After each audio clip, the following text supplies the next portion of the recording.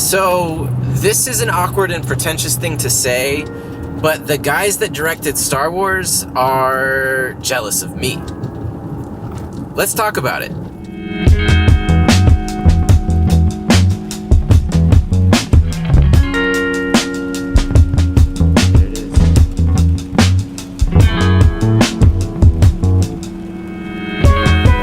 Guys, today we are drinking the Nitro Cold Brew from Reed Shop.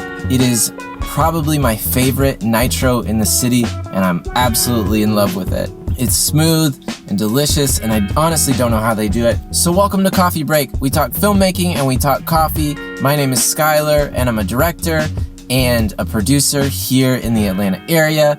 So I understand that I made some pretty bold claims about Star Wars directors, but I promise you I can back it up, and I'm not just being facetious. So let me start with a story, because it was a handful of years ago, right around the time that Rogue One came out. At that time, South by Southwest had also released a couple of keynote speeches. One that really stuck out to me was The Cavalry Isn't Coming Yet. There's a director who was talking about like, hey, no one's waiting around in Hollywood waiting for your script, waiting on anything that you're trying to do. Like, just go out and make it. Use your friends, go make something awesome. And I was like, that's really interesting, because I've got a great group of friends that we can make something awesome. It's like, I'll do that. Let's go do that.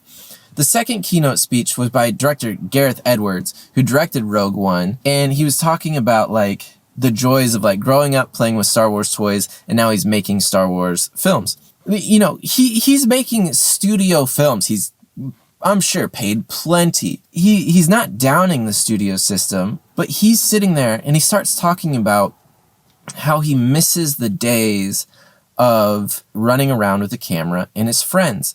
And I'm like, wait a second.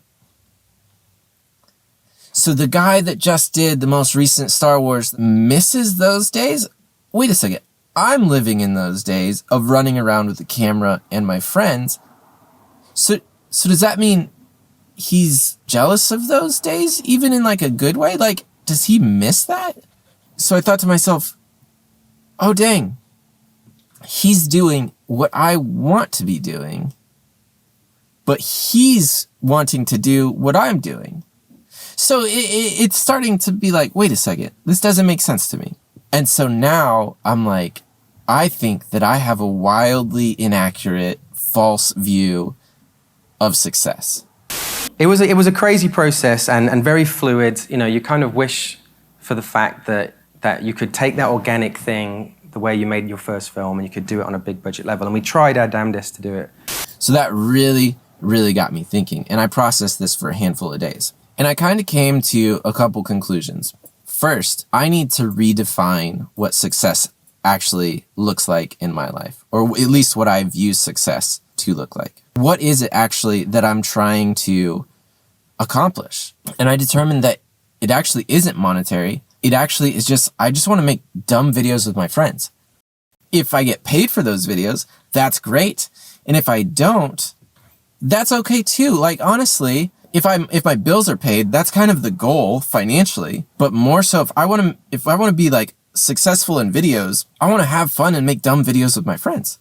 And I can keep saying dumb videos with my friends, dumb videos with my friends over and over until you get the point. And honestly, I have to tell myself that over and over to get the point of like, success doesn't look like the large scale dream or monetary success. It looks like having fun and enjoying what I'm doing. And so from that point on, and this was a handful of years ago, I've had the chance to actually sit with my newly defined vision and definition of success. I've had some of the most fun on film sets that I've ever had. Stuff that has not made me money. But I look at some of those days that were unpaid, that we were racing against the clock. The sun is going down and we are just messing around and having the time of our lives. We can't get a takeout because we're laughing so hard. That I can point at and be like, that is what success looks like for my career and for filmmaking for me. And that has been one of the most rewarding things that I've ever done. Because honestly, it takes this huge pressure off of me. I'm just so thankful and grateful to be enjoying the process of filmmaking again.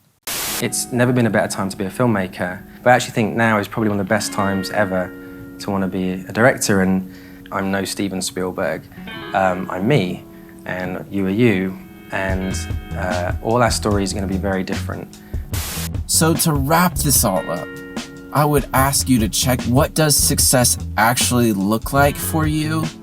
And where have you bought into a lie or a false version of success based on what other people are doing, based on comparison, or based on what your wild expectations of a successful film career actually look like, and redefine what success actually looks like for you, because I promise you it will be so much more rewarding in the long run.